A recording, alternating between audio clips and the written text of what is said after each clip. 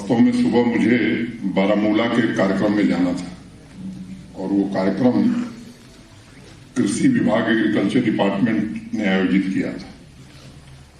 कल की बारिश के कारण जहां कार्यक्रम होना था वहां जल जमाव था और किसानों को आने में भी कठिनाई थी।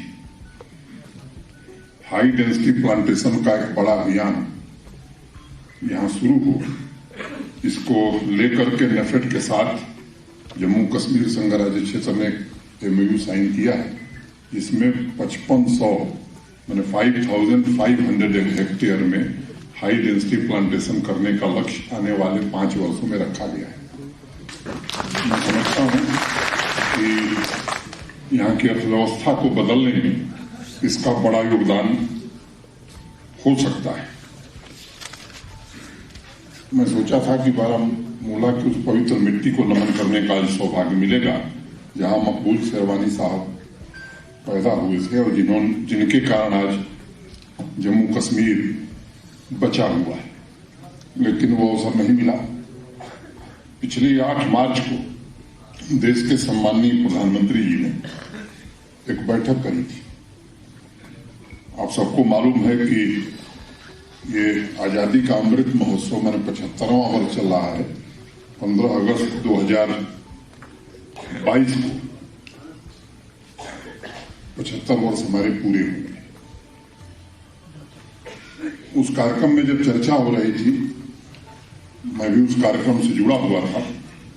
उसमें पद्म विभूषण मौलाना वहीदुद्दीन खान साहब भी मौजूद थे और उन्होंने कुछ बातें वहां कही थी और इसलिए आप हजरात के बीच इसका जिक्र करना मैंने आवश्यक समझा, क्योंकि सिराते मुस्तकीम सच्चे रास्ते के सिपाही खान साहब ने आवाम के दरमियान अमन चैन के लिए जीवन भर काम किया और उनकी एक बात का मैं बड़ा कायल हूं कि हर इंसान का मकसद अमन, सबकी भलाई, अच्छा व्यवहार, दूसरे की मदद करना, इंसानियत तथा सामाजिक कार्य करना है, क्योंकि आध्यात्मिक स्तर पर सब इंसान एक दूसरे से जुड़े हुए हैं।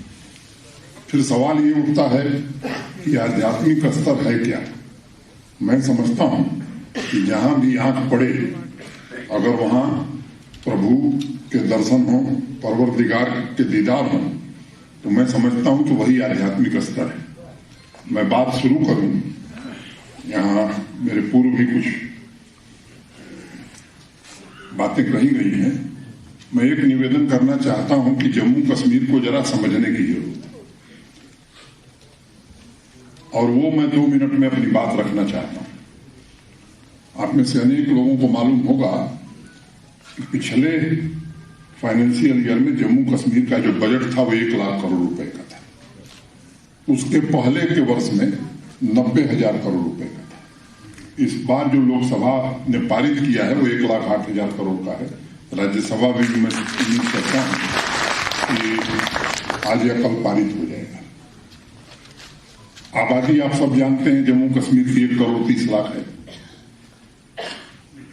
इतना बजट होने के बावजूद भी अभी पिछले दिनों जब हम लोग बैठक कर रहे थे तो 950 से ज्यादा गांव हैं जिनकी आबादी 250 के ऊपर है, सड़क से नहीं जुड़े। बिजली का जिक्र अभी संचालक महोदय ने किया। मैं समझता हूं कि देश में पिछले 15-20 वर्षों में ग्रामीण सड़क के मामले में, जब इस देश के प्रधानमंत्री आदरणीय अटल बिहारी वाजपेयी थे, तो उन्होंने प्रधानमंत्री ग्राम सड़क योजना एक शुरू की थी।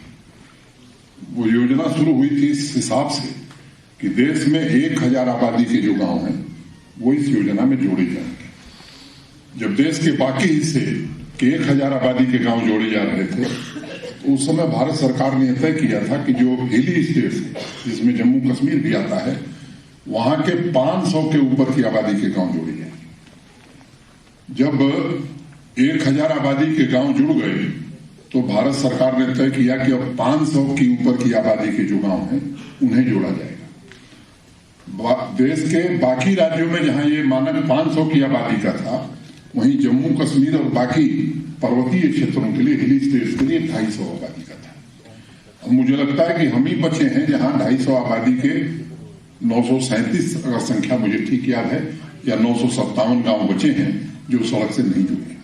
आज सुबह मैं अखबार पढ़ रहा था तो रामबन जिले और किश्तवाड़ जिले के 4 गांवों की सूची आई कि आज यहां ग्रिड से बिजली पहुंच गई। अगर बिजली की मैं बात करूं तो जो देश के पिछड़े राज्य माने जाते थे, जहां से मैं आता हूं, पूर्वी उत्तर प्रदेश या बिहार, मैं उन्हीं राज्यों की चर्चा कर रहा हूं। तो बिजली के क्षेत्र में पिछले 6-7 वर्षों में इतना काम हुआ है कि मेरे गांव में भी 20-22 घंटे बिजली रहती है, कम से कम 20-22 घंटे बिजली रहती है। लेकिन आजकल राजधानी जम्मू में है तो जम्मू शहर में भी 20-22 घंटे बिजली नहीं रहती। कश्मीर की चर्चा मैं आगे करूंगा, कश्मीर डिवीजन की ये स्थिति है। शुद्ध पीने का पानी, प्रधानमंत्री जी ने एक जल जीवन मिशन शुरू किया है। मैं उम्मीद करता हूं कि 2 वर्षों में हर घर नल से जल की योजना हम क्रियान्वित करने में सफल हो जाएंगे। 2 जिले अभी हुए हैं, कश्मीर डिवीजन के ही दोनों हैं, श्रीनगर और गांधरबल। बाकी जिलों का काम चल रहा है। अगर आप दूसरे राज्यों से तुलना करेंगे, मैं बिहार की बात करता हूं। बिहार की आबादी मोटे तौर पर 11 करोड़ से ज्यादा है और पिछले साल का बजट आप देखेंगे बिहार का तो 2 लाख करोड़ रुपए था। अब 2 लाख करोड़ का बजट, आबादी 11 करोड़। उत्तर प्रदेश को अगर आप लें तो आबादी 25 करोड़ से ज्यादा और पिछले साल का बजट था 5 लाख करोड़ का। अब वहां गांव नहीं बचे हैं जहां सड़क बनानी, ऐसे गांव नहीं है जहां बिजली पहुंचानी। लेकिन एक सभ्य समाज की जो न्यूनतम आवश्यकताएं हैं, 6 गुना 7 गुना बजट होने के बावजूद अभी तक हम उस लक्ष्य को नहीं प्राप्त कर सके। मुझे लगता है कि मैं इसके लिए किसी को दोष नहीं देता हूं। हम उस दिशा में ऐसा कार्यक्रम बना रहे हैं कि आने वाले 2.5-3 वर्षों में एक गांव न बचे जहां सड़क न हो अच्छी, जहां बिजली न हो, जिसके घर में पानी न हो। ये काम हमें 2.5 साल में करना है। कुछ लोग सोचते हैं कि तुरंत हो जाए, मैं समझता हूं कि तुरंत होने की स्थिति अभी नहीं है। लेकिन ये मैं भरोसा देना चाहता हूं कि 2.5-3 वर्षों में इस काम को हम सब पूरा कर लेंगे। जम्मू कश्मीर मोटे तौर पर अगर प्राचीन काल से हम देखें तो स्पिरिचुअलिटी का सबसे बड़ा केंद्र ये जम्मू कश्मीर रहा है। और केवल हिंदुस्तान में नहीं, दुनिया भर में यहाँ के संदेश लोगों तक पहुंचे हैं। ये अध्यात्म का भी समुंदर है, मैं कहूंगा तो गलत बात नहीं होगी। यहाँ की जमीन सदियों से मुझे लगता है कि सूफी दर्शन के लिए, सैविज्म के लिए, बौद्धिज्म के लिए तथा मानवतावाद एवं सहिष्णुता की मिलीजुली संस्कृति के लिए ये पहचान जम्मू कश्मीर की रही है। सभी धर्मों के बीच, विभिन्न आस्थाओं के बीच एक ऐसा तारतम्य हमेशा बना रहा है यहाँ कि प्रेम के अतिरिक्त अध्यात्म का ही दर्शन जम्मू कश्मीर में होता रहा है। और मुझे लगता है कि आप संसार के किसी भी मजहब को लें, उस पर देखें, उसको देखें तो 2 ही रास्ते सब बताते हैं। एक ध्यान का रास्ता है और दूसरा प्रेम का रास्ता है। कोई ऐसा मजहब मैंने नहीं पढ़ा है जो इसके अलावा कोई तीसरा रास्ता बताता है। और दोनों रास्ते कहां पहुंचाएंगे, या तो खुदा के यहां पहुंचाएंगे या परमात्मा के यहां पहुंचाएंगे। और मुझे लगता है कि ये बुद्ध का रास्ता ध्यान का है। वहीं सूफी फकीरों ने खुदा को प्रेम में गाकर पा लिया है। ऐसे गीत गाए कि उनको खुदा मिला। पहुंचना सबको एक ही जगह है। और हमारी परंपरा में ये बात बड़ी मजबूती से कही गई है कि इंसान के दिल में हमेशा एक प्रार्थना उठती है, शिकायत नहीं उठती है, जो सही मायने में इंसान होता है। और इसलिए मैं कहना चाहूंगा कि मेरी तारीकियों के दामन में एक माहे तमाम होता है। मेरी तारीकियों के दामन में एक माहे तमाम होता है। मेरी खामोशियों के पर्दों में एक सूर्य कलाम होता है। बंद होती है जब मेरी आंखें तेरा दीदार आम होता है। मुझे लगता है कि एक अच्छे इंसान के लिए अगर अंधेरा भी है तो कहीं न कहीं दिया जलता है और उस अंधेरे को हटाता है। अमावस की रात में भी पूरा चांद नजर आता है। जब बिल्कुल शांति हो जाती है तब अंदर एक कविता का जन्म होता है, और जब आंख बंद होती है तब उस खुदा का और ईश्वर का दर्शन मुझे लगता है कि मनुष्य करता है। यह सूफी का, भक्ति का मार्ग है। यहाँ कोई तर्क नहीं है, यहाँ सिर्फ श्रद्धा है, ईश्वर को, खुदा को पाने की एक हसरत है, और मैं समझता हूँ कि यही सबसे अच्छा रास्ता है। समस्या तब खड़ी होती है जब अज्ञानता की वजह से, मुझे लगता है कि मजहब के जो मूल सूत्र हैं उन पर कुछ लोग आघात करते हैं, समस्या तब खड़ी होती है। प्रेम, दया, करुणा, त्याग की भावना से विकसित जो सर्वधर्म संभाव या कम्युनल हार्मोनी जिसे अंग्रेजी में कहते हैं, को नुकसान पहुंचाने की कोशिश की जाती है। आज आप सब एक जगह इकट्ठे हुए हैं और जो सही सूत्र हैं उसे आवाम के हर एक व्यक्ति तक पहुंचाने की जो पहल यहाँ हुई है, मैं खुले दिल से उसकी प्रशंसा करता हूँ। निश्चित रूप से काबिले तारीफ, और ये जम्मू कश्मीर के इतिहास में मैं मानता हूं कि एक मील का पत्थर साबित होगा। मैं आप सभी का इस्तकबाल करता हूं और ये कहना चाहता हूं कि अगर हमारे घर में, समाज में कोई समस्या है तो मुझे लगता है कि उसे मिल बैठ करके हम तय कर सकते हैं, और वही रास्ता हमें मंजिल तक पहुंचा सकता है। जो दूसरे रास्ते हैं उससे मंजिल न आज तक मिली है इस लंबी यात्रा के बाद भी, न आगे कभी मिलेगी। मैं समझता हूं कि इस पर हम सबको सोचने की जरूरत है। किसी समस्या से नजर हटा लेना बड़ा आसान है, लेकिन उस समस्या को हल करना ये बड़ा दुष्कर कार्य होता है, कठिन कार्य होता है। इसलिए ज्यादातर हमने देखा है कि लोग समस्या से मुंह फेर लेते हैं और उन्हें लगता है कि लो भाई हो गया समाधान। मैं समझता हूं कि समस्या से मुंह फेरने की जरूरत नहीं है, ना हमको ना आप सबको।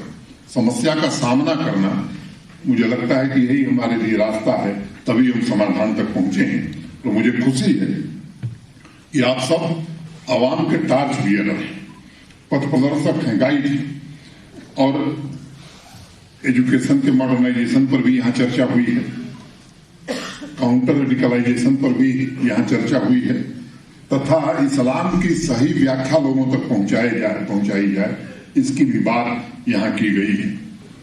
मैं ऐतिहासिक लम्हा इसे मानता हूं जम्मू कश्मीर के लिए, और मैं समझता हूं कि अज्ञानता की वजह से कई लोगों ने इस्लाम का जो संदेश है उसे तोड़ मरोड़ करके प्रस्तुत किया है।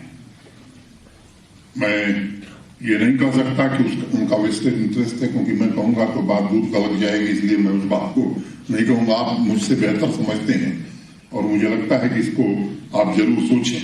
मौलाना वहीदुद्दीन खान के अलावा ऐसे कई मौलवी और खातिब हैं जो कहते हैं कि ऐसे लोगों ने इस्लामी ग्रंथों को या तो ठीक से पढ़ा नहीं या चयनित भाग को ही जानबूझ करके लोगों को बताया और गलत व्याख्या की। सिर्फ धर्म की नहीं, बल्कि मैं समझता हूं कि पूरी मानवता, पूरी दुनिया का इन लोगों ने नुकसान किया है, और इस नुकसान की भरपाई कैसे हो, ये विचार का विषय जरूर होना चाहिए। एक सबसे बड़ा सवाल ये है कि अगर दो इंसान एक बगीचे में जाएं और एक व्यक्ति को फूल नजर आए और दूसरे को कांटा नजर आए, तो फिर ऐसी परिस्थिति में माली का, गार्डनर का दायित्व क्या हो जाता है? मुझे लगता है कि जिसको फूल दिखाई पड़ेगा वो तो समझेगा कि बगीचा बहुत अच्छा है, लेकिन जिसे कांटा दिखाई पड़ेगा तो वो यही कहेगा कि साहब ये बकवास का बगीचा लगा दिया है, इसमें तो केवल कांटे हैं। मैं समझता हूं कि माली का जो प्राथमिक दायित्व है कि वो फूल के महत्व को समझावे, और आप सब जो यहाँ काम कर रहे हैं वो माली का ही काम कर रहे हैं। फूल के महत्व को आप समझा रहे हैं, और जिनके हाथों में कांटे हैं, मैं समझता हूं कि आप सबकी कोशिश से आने वाले समय में उनके हाथ में भी फूल हो, वो दिन भी मुझे लगता है कि हम सब देख सकते हैं। सही रास्ते पर सब लोग चलें, ये हम सबकी सामूहिक जिम्मेदारी है। हम सबको मिलकर के काम करना होगा। प्रशासन कोई आपसे अलग नहीं है, प्रशासन आप ही के लिए। और मुझे लगता है कि अगर प्रशासन में आप देखेंगे तो बाहरी लोग कितने हैं? मुझे लगता है कि यहीं के लोग हैं, आप ही के लोग हैं, और इसलिए बाहर के लोग, ऑल इंडिया सर्विसेज बनी है तो देश के इस हिस्से के भी लोग देश के दूसरे हिस्से में काम कर रहे हैं, और दूसरे हिस्से के लोग भी यहाँ आकर के काम कर रहे हैं। तो मुझे लगता है कि ये जो कई लोगों के मन में भाव है कि बाहरी लोग आ जा रहे हैं, क्या इंटरेस्ट है? हमारा कोई इंटरेस्ट नहीं है, न यहाँ मुझे राजनीति करनी है, न कुछ पाना है। हाँ, एक इंटरेस्ट जरूर है कि अगर जिम्मेदारी मिली है तो ईमानदारी से काम करेंगे और आपको भरोसा देना चाहते हैं कि यहाँ के एक पैसे का उपयोग अपने लिए जीवन में न मैं कभी करूंगा, आपको इस मन से मैं कहना चाहता हूं। अब स्कूल में, मदरसों में पवित्र कुरान की बिना संदर्भ व्याख्या करने का जो कुछ लोग काम कर रहे हैं, मुझे लगता है कि इस पर हम सबको सोचने की जरूरत है। उसे मिल बैठ करके, क्योंकि उनके दिमाग में भी कुछ न कुछ भरा गया है, और शांतिपूर्ण सहअस्तित्व, पीसफुल को एग्जिस्टेंस का जो संदेश है, उसे नई पीढ़ी तक हम कैसे पहुंचा सकते हैं, क्योंकि बड़ा नुकसान हुआ है। कई परिवारों की पीढ़ियां, मुझे लगता है कि मैं मिला हूं ऐसे कई लोगों से, उनका दर्द जब मैं सुनता हूं तो हार्दिक पीड़ा होती है कि क्या हुआ इनके साथ। अगर किसी भी एक ब्लॉक या जिले में कुछ जगहों पर अगर ऐसा हो रहा है, तो मुझे लगता है कि हम सब कोशिश करें उस स्थान पर विशेष ध्यान देकर के इस काम को तत्परता से करें। देश नहीं बल्कि दुनिया भर के इस्लामी स्कॉलर्स और बुद्धिजीवी लगातार इस तरह का प्रयास अब कर रहे हैं। और कुछ दिन पहले आपने भी पढ़ा होगा, यूनाइटेड नेशंस में वहां भी जाकर के ऐसे लोगों ने अपनी बात रखी, और जो लोग गलत व्याख्या कर रहे हैं, नफरत फैलाने का काम कर रहे हैं, उन पर कार्रवाई हो, इतना तक यूनाइटेड नेशंस में अनेक स्कॉलर्स ने जाकर के ये बात कही। मैं इस मानवता के हित में इसे एक अच्छी पहल मानता हूं, और मुझे लगता है कि जो यूनाइटेड नेशंस में कहा गया उससे ज्यादा आज SKICC हाल में आप सब कह रहे हैं, मैं आप सबका हृदय से अभिनंदन करना चाहता हूं। एक खूबसूरत विशाल बगीचे की तरह जम्मू कश्मीर पले बढ़े और सभी तरह के फूल यहाँ खिले। सब लोग सदियों से साथ रहते आए हैं, फिर से वो भावना जम्मू कश्मीर में जागृत हो। मुझे लगता है कि इसका प्रयास ईमानदारी से करने की आवश्यकता है। आबे जमजम मिले तो आंख धोलूं, आबे जमजम मिले तो आंखें धोलूं, और देखूं कि पूरी जमीन ही मुकद्दस है। यहाँ की पूरी जमीन वास्तव में मुकद्दस है, पवित्र है, और सूफी संतों, फकीरों, ऋषि मुनियों की तपस्या ने उसमें ऊर्जा का रंग लाया है। रास्तों, बयानबाजी तथा व्याख्या की वजह से प्रेम, आपसी मोहब्बत की चादर में अगर जरा भी छेद हो रहा है, मुझे लगता है कि उसे उस छेद को तुरंत दुरुस्त करने की आवश्यकता है, ताकि यह फिरदौस अपनी ओरिजिनलिटी बन करके केवल देश में नहीं बल्कि दुनिया में अपना संदेश दे सके। एक किस्सा मुझे लगता है कि आपको मैं बताना चाहूंगा। एक सूफी संत हुए फरीद साहब, नाम आप में से अनेक लोगों ने सुना होगा। उनकी ख्यात जब बहुत बढ़ गई तो शहर के जो नवाब साहब थे, उनके सलाहकारों ने कहा कि साहब आपको फरीद साहब से मिलना चाहिए। तो उन्होंने तय किया कि फरीद साहब से मिलते हैं। तो फिर सलाहकारों ने कहा कि ऐसे है, खाली हाथ क्यों में कुछ लेकर के, गिफ्ट लेकर के चला जाए। तो नवाब साहब ने एक सोने की कैंची मंगाई और जाकर के फरीद साहब को गिफ्ट किया। देख करके वो आश्चर्यचकित हो गए और उन्होंने प्रणाम किया और वो सोने की कैंची उन्होंने लौटा दिया। कहा कि साहब देखिए, सोने की कैंची देने के लिए शुक्रिया, लेकिन मेरा काम जो है वो कैंची दे जाइए। मेरा काम कैंची का नहीं है, मैं तो सुई का इस्तेमाल करता हूं जो जोड़ती है। ये काटने का काम मेरा नहीं है। और उन्होंने बड़े गर्व से कहा कि मैं काटता नहीं हूं, जोड़ता हूं, इसलिए मैं सुई ही मुझे मुबारक हो, ये कैंची आपको मुबारक हो। मुझे लगता है कि यहाँ जो आवाम के मौलवी, बुजुर्ग, बुद्धिजीवी और सोशल एक्टिविस्ट तथा नौजवान बैठे हैं, हमारी बहनें बैठी हैं, वो वास्तव में सुई का ही काम करती हैं और लोगों को मोहब्बत का, एक दूसरे से जोड़ने का और एक दूसरे से भाईचारा बढ़ाने का संदेश देते हैं। और मुझे लगता है कि ये सुई का काम हम सब मिलकर करें तो सफलता निश्चित रूप से मिलेगी। इस ऐतिहासिक परिचर्चा में काउंटर रेडिकलाइजेशन ये जरूरी विषय है। हमारा समाज सहिष्णु समाज है। और अगर आप आबादी के हिसाब से रेडिकलाइजेशन को देखेंगे तो मैं समझता हूं जम्मू कश्मीर में बहुत ज्यादा ये नहीं है। ये मैं निजी तौर पर मानता हूं। बहुत सारे आतंकी समूहों के प्रयास के बावजूद हमारे यहाँ के नौजवानों ने सही रास्ता चुना है। और आप सीरिया, इराक जाकर ISIS एक खास आइडियोलॉजी को ज्वाइन करने वालों की संख्या देखेंगे तो वह यूरोप तथा अमेरिका की अपेक्षा बहुत कम है यहाँ। और इसलिए बॉर्डर के पार से जो कोशिश हो रही है युवाओं को उकसाने की, उसे हमें समझने की आवश्यकता है। जो खुद अपना सब नहीं संभाल सकते वो हमारे लिए क्या करेंगे, ये मौलिक प्रश्न है जिस पर हम सबको विचार करने की जरूरत है। और मैं मानता हूं कि जब भी कोई इस तरह का अवसर आएगा, हम ऐसी स्टेट हैं कि अगर गलती हमसे होगी तो हम स्वीकार करेंगे और उसको कैसे परिमार्जित किया जाए, उसे कैसे बदला जाए, मैं ईमानदारी से कहना चाहता हूं कि उसकी कोशिश करेंगे। और केवल मैं JKUT की बात नहीं कर रहा, मैं आपको भरोसा देता हूं कि भारत सरकार भी पूरी तरह से, अगर कहीं आपको लगता है कि ये गलत हो रहा है तो उसको ठीक कराने का जिम्मा ये मनोज सिन्हा का है। मैं आपको भरोसा देना चाहता हूं। You all as a community elders and torch bearers must formulate a policy and a process by which a helpless person who is exposed to a violent ideology is prevented from getting radicalized. We have to check the violent ideology and social media-based propaganda being made by certain groups in radicalizing our young population. Although the level of radicalization is comparatively much lesser in India and Jammu Kashmir, it is very important to focus on counter-radicalization for ensuring social harmony and national security. मेरा ऐसा मानना है कि इसके लिए हमें किसी विदेशी मॉडल को अपनाने की जरूरत नहीं है।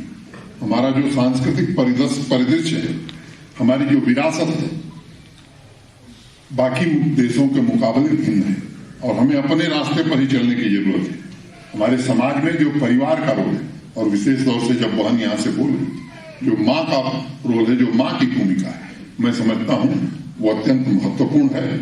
और निश्चित रूप से अनेक स्थानों पर आपने खुद पढ़ा होगा, मैंने भी पढ़ा है, माताओं ने जो, बहनों ने जो भूमिका अदा की है, उसके कारण बच्चों में भारी बदलाव आया है, उनकी सोच में बदलाव आया है। इंटरनेट पर कुछ ऐसी चीजें अगर बच्चा देखता है, सुनता है, तो मुझे लगता है कि उस पर अगर अभी से हम ध्यान रखेंगे तो परिणाम हमारे लिए सुखद होगा। और मेरा मानना है कि हमारी जो अपनी व्यवस्था है वो काउंटर रेडिकलाइजेशन में ज्यादा प्रभावी है बनस्पत की किसी विदेश की व्यवस्था को हम यहाँ लेकर के आए। और मैं ये मानता हूं कि इंसान मूल रूप से दिल का साफ होता है, अच्छा होता है, लेकिन कई बार उसके आसपास का ऐसा वातावरण, उसके आसपास का जो वातावरण होता है, मुझे लगता है या तो बन जाता है या बना दिया जाता है कि वो फिसलता है। उस फिसलन से कैसे हम रोकें, मुझे लगता है कि इस पर हम सबको विचार करने की आवश्यकता है। घटना रेडिकलाइजेशन की प्रक्रिया का अल्टीमेट एंड है, लेकिन हमारी कोशिश होनी चाहिए उसके पहले पूरा ग्राउंड वर्क हम तैयार करें, प्रभावी ढंग से कैसे इसे रोका जा सकता है बिना किसी संप्रदाय विशेष से जोड़े, क्योंकि कभी कभी गलती हो जाती है। कुछ लोग ये गलती करते हैं, किसी संप्रदाय विशेष से जोड़ते हैं, जो समाज का भी, देश का भी बड़ा नुकसान करता है।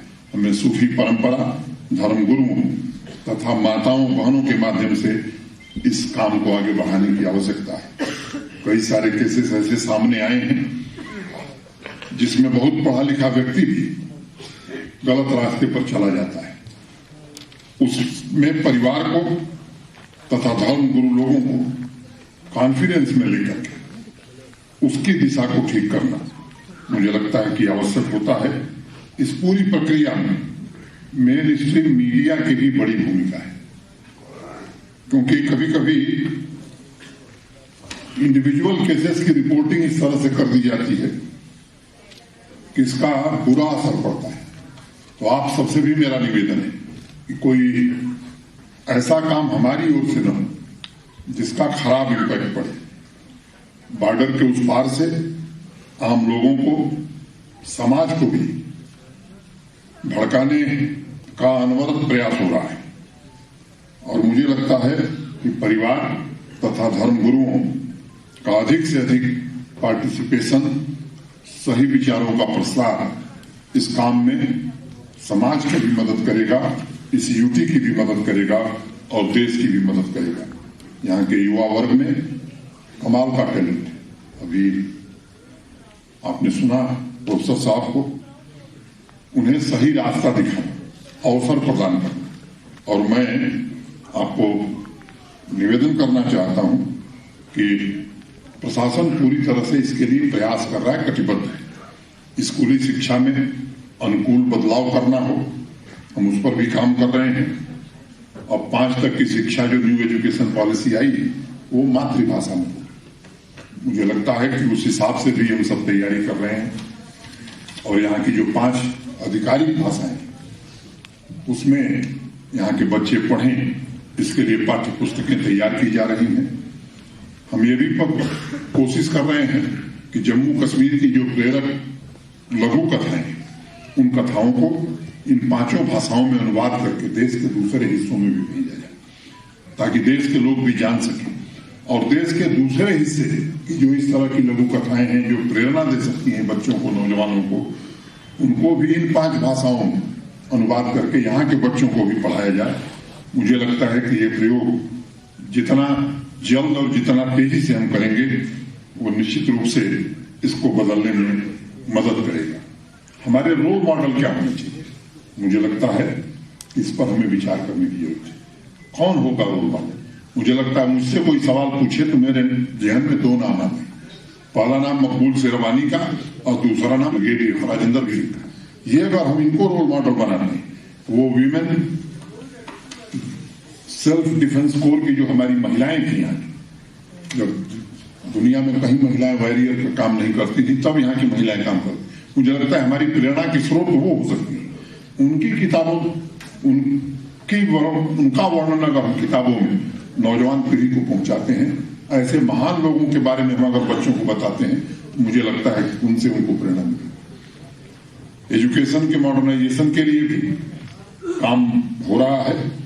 नई राष्ट्रीय शिक्षा नीति के सुझावों के अनुरूप सभी स्कूलों में कक्षा 9 से वोकेशनल कोर्सेज शुरू कर दिए गए।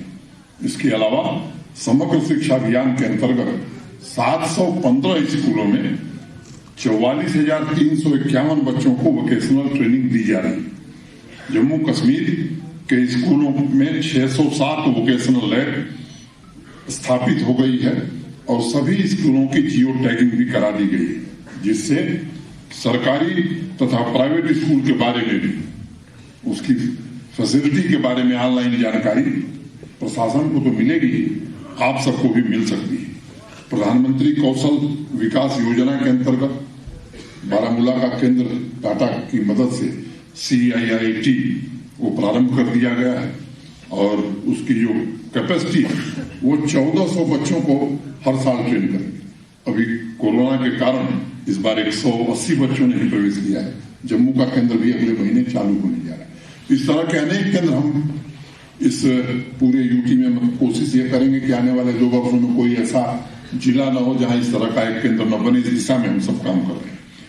जो बैंकिंग और फाइनेंस के क्षेत्र में बॉम्बे स्टॉक एक्सचेंज के सहयोग से कार्यक्रम जो शुरू हुआ है, एक श्रीनगर में और एक जम्मू में, कोशिश है कि ये एक वर्ष में 5,000 नौजवान 360 डिग्री फाइनेंशियल सर्विसेज कैसे एक नौजवान दे सकता है। और उसके लिए बहुत पढ़ा लिखा होने की जरूरत नहीं है, जिसमें थोड़ा भी स्किल, हाई स्कूल पास है, इंटरमीडिएट पास है। मुझे लगता है कि 3 महीने की ट्रेनिंग के बाद 25-30 हजार रुपए महीने पाना उसके लिए कोई बड़ी बात नहीं होगी। उस काम को भी यहाँ प्रारंभ कर दिया गया। हिमायत और मुमकिन, ये 2 कार्यक्रम, हिमायत में काफी बच्चे बच्चियां ट्रेनिंग पा रहे हैं। मुमकिन नाम का एक कार्यक्रम हम लोगों ने शुरू किया है, जिसमें अशोक लीलैंड जो कॉमर्शियल व्हीकल बनाता है, जिसकी कीमत 7,04,000 रुपए है, छोटी कॉमर्शियल व्हीकल, 81,000 अशोक लीलैंड खुद सब्सिडी दे रहा है, 80,000 जम्मू कश्मीर प्रशासन दे रहा है और 1 साल तक मेंटेनेंस में 1 पैसा नहीं लगेगा। जो बचता है 585 वो मुद्रा योजना में जम्मू कश्मीर बैंक उपलब्ध करा रहा है। तो बिना एक पैसे के एक नौजवान को एक कॉमर्शियल व्हीकल मिल रही है। इस वर्ष 2021 है तो 2021 व्हीकल यहाँ के नौजवानों को हम उपलब्ध करा रहे हैं। 20 ऑलरेडी दिए जा चुके हैं। आने वाले 3-4 महीने में ये काम हम पूरा कर लेंगे। और मुझे प्रसन्नता है कि पहले दिन जब 10 लोग लेकर के गए तो उसमें एक नवयुवती भी थी जो आकर के गई कि मैं खुद चलाऊंगी और मैं खुद कमाऊंगी। टाटा के लोग ये भी हमारे पास आए थे, उन्होंने कहा कि हम भी इस योजना से जुड़ना चाहते हैं। इस तरह की अनेक कोशिशें हम कर रहे हैं और हम आपसे कहना चाहते हैं कि यहाँ के नौजवानों को अधिक से अधिक अवसर मिले, इसकी ईमानदारी से कोशिश की जाए। जो न्यू इंडस्ट्रियल पॉलिसी यहाँ आई है, मैं आपको बताना चाहता हूँ कि मोटे तौर पर सोच समझ करके वो इंडस्ट्रियल पॉलिसी बनी है। और जो इंसेंटिव दिए गए हैं, सामान्य रूप से होता क्या है कि लोग इंडस्ट्री कम लगाते हैं, इंसेंटिव के चक्कर में ज्यादा पड़ते हैं और इसलिए उद्योग लगता नहीं है। इस बार कुछ सोच समझ के ऐसा बनाया गया है कि जब तक इंडस्ट्री लगेगी नहीं तब तक इंसेंटिव मिलेगा नहीं। इसलिए सबसे ज्यादा उसमें इंसेंटिव जीएसटी में ही रखा है ताकि वास्तव में इंडस्ट्री लगे। और मैं आपको कहना चाहता हूं जिस तरह का रिस्पांस आ रहा है, 1 अप्रैल से वो लागू होगी। भारत सरकार ने उसे नोटिफाई कर दिया। हम जम्मू कश्मीर प्रशासन को जो करना था वो काम भी हमने पूरा कर दिया है। और मैं कहना चाहता हूं कि मैं बहुत आश्वस्त हूं जिस तरह से लोग फोन कर रहे हैं देश के कोने कोने से, साहब हम भी आना चाहते हैं, हम भी इंडस्ट्री लगाना चाहते हैं। तो ये मैं मानता हूं कि आने वाले 2 वर्ष में 20-25 हजार करोड़ रुपए का इन्वेस्टमेंट बहुत आराम से जम्मू कश्मीर में आएगा और 5 लाख नौजवानों को रोजगार निश्चित रूप से मिलेगा। इस दिशा में हम काम करेंगे। मुझे याद है, आप में से अनेक लोगों को याद होगा, बैक टू विलेज का जब कार्यक्रम हम सबने किया था तो उसमें एक कार्यक्रम रखा था कि हर पंचायत से 2 नौजवान, 2 यूथ आइडेंटिफाई करना है। वो बच्चा भी हो सकता है, बच्ची भी हो सकती है। और जो विजिटिंग ऑफिसर्स हमारे गए थे उन्होंने कोशिश करके हर पंचायत से 2 नौजवानों को आइडेंटिफाई किया। और जम्मू कश्मीर बैंक को निर्देश दिया गया था कि जो बच्चे कुछ अपना काम करना चाहते हैं उनको आप फाइनेंस उपलब्ध कराएंगे। तो मोटे तौर पर 4290 पंचायत हैं। हमने सोचा था कि 9000 के आसपास नौजवानों को हम इसमें आर्थिक सहायता, फाइनेंशियल असिस्टेंस दे पाए। और मुझे बताते हुए खुशी है कि 17,800 बच्चों को 17,800 बच्चों को उस पूरे अभियान में आज की तारीख तक हम फाइनेंशियल असिस्टेंस दे सके हैं, उपलब्ध करा सके हैं। और वो अपना कुछ न कुछ काम कर रहे हैं। उसमें अनेक महिलाएं भी, अनेक बच्चियां भी, और वो एंटरप्रेन्योर बन गए हैं, खुद अपने तो काम कर ही रहे हैं। कुछ लोगों को मुझे लगता है कि और भी उसमें एंगेज कर रहे हैं। स्किल डेवलपमेंट के क्षेत्र में, मेडिकल एजुकेशन के क्षेत्र में भी अनेक काम यहाँ प्रारंभ किए गए हैं। अच्छी मेडिकल फैसिलिटी, इसका पूरा प्रयास किया गया है। 2 एम्स, यहाँ के एम्स का काम भी शुरू होने जा रहा है। जम्मू का काम तो आगे बढ़ गया है, 7 नए मेडिकल कॉलेज यहाँ बने। और सरकारी अस्पतालों की सुविधा में ईमानदारी से कहना चाहता हूँ, जिस तरह की जम्मू कश्मीर में बन रही है, देश के शायद किसी राज्य में डॉक्टरों की कमी है, मैं स्वीकार करता हूँ। अभी विज्ञापन निकाला गया था कि 1100 पदों के विज्ञापन निकाले गए थे, 672 लोग ज्वाइन किए हैं। हम कोशिश कर रहे हैं कि जितने भी यहाँ डॉक्टर हैं अगर नौकरी करना चाहते हैं फिर हम विज्ञापन निकालेंगे। लेकिन अगर डॉक्टर नहीं रहेगा तो जांच कैसे हो? मुझे लगता है इस पर भी विचार करने की जरूरत है। मेरा पूरा विश्वास है और मैं कह सकता हूं कि धर्म जोड़ता है, तोड़ता नहीं है। और यही धर्म की असली खासियत है। अनुयायी सर्वधर्म समभाव के अनुयायी कश्मीर के सूफी संत शम्स फकीर का वाक्य मैं दोहराना चाहूंगा कि दरियावह मंजर, अर्थात दरिया से बूंद का जन्म हुआ और बूंद के भीतर ही दरिया समा गया। धर्म यानी जो सबको ही धारण किए हुए है, जिस धागे में हम आप सब बंधे हुए हैं। आदि शंकराचार्य ने, जिन्होंने कश्मीर में तपस्या की और जिनकी ऊर्जा का संदेश आज भी यहाँ की वादियों में गूंजता है, उनका कहना है कि सबसे बड़ा तीर्थ तो आपका मन है, अगर आपका मन पवित्र है तो समझ लीजिए कि असली तीर्थ पर आप हैं।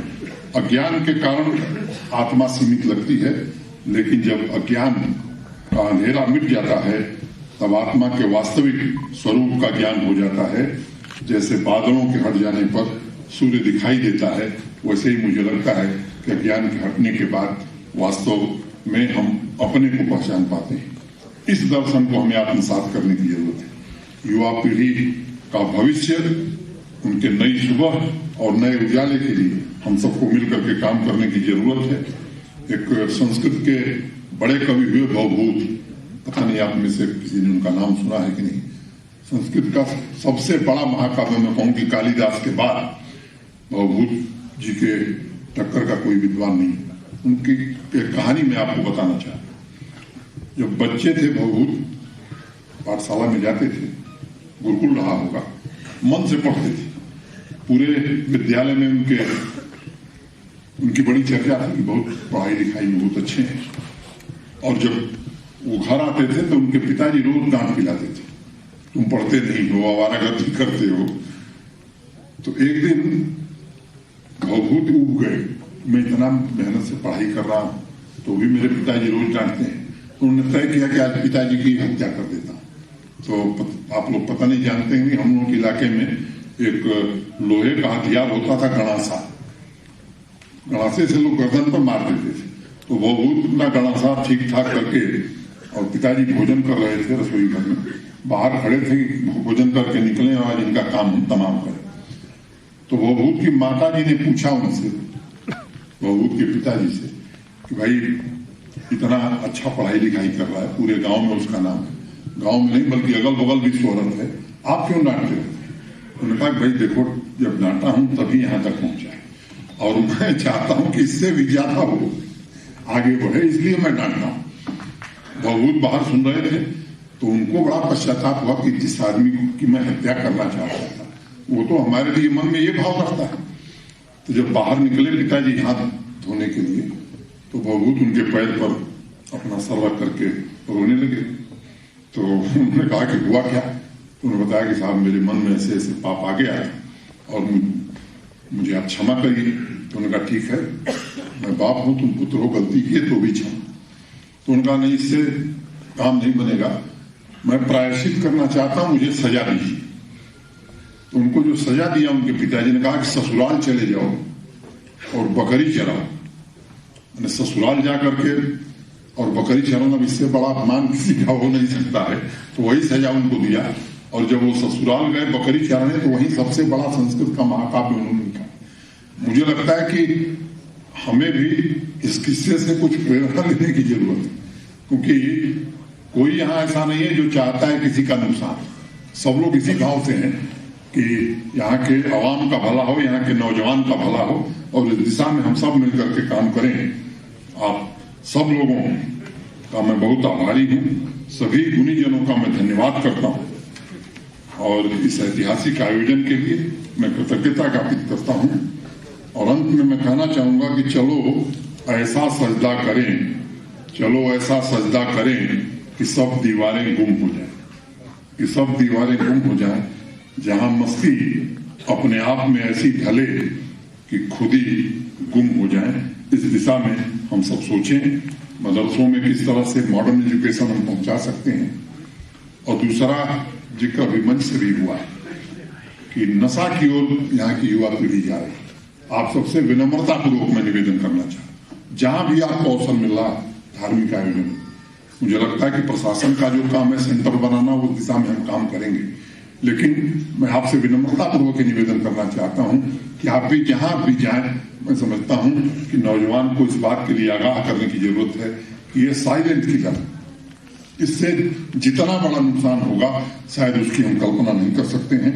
अलग अलग हिस्सों में बहुत सारे मदरसे हैं, और उन मदरसों में भी मॉडर्न एजुकेशन हो, इसमें जो हमको सहयोग करना है वो हम सहयोग करेंगे। लेकिन प्रशासन चाहे भी तो वो काम नहीं कर सकता जब तक आप सब, मुझे लगता है कि इसकी मानसिकता नहीं बनाएंगे, इसका वातावरण नहीं बनाएंगे। मैं फिर से आयोजकों को और आप सबको हृदय से धन्यवाद देता हूं, और उम्मीद करता हूं कि हम सब मिलजुल करके जम्मू कश्मीर का जो गौरव इस गौरव को बहाल करने में और इसका जो उचित स्थान है देश में, मुझे लगता है कि वह स्थान दिलाने में हम सब सफल होंगे। बहुत बहुत धन्यवाद। नमस्कार। जय भारत।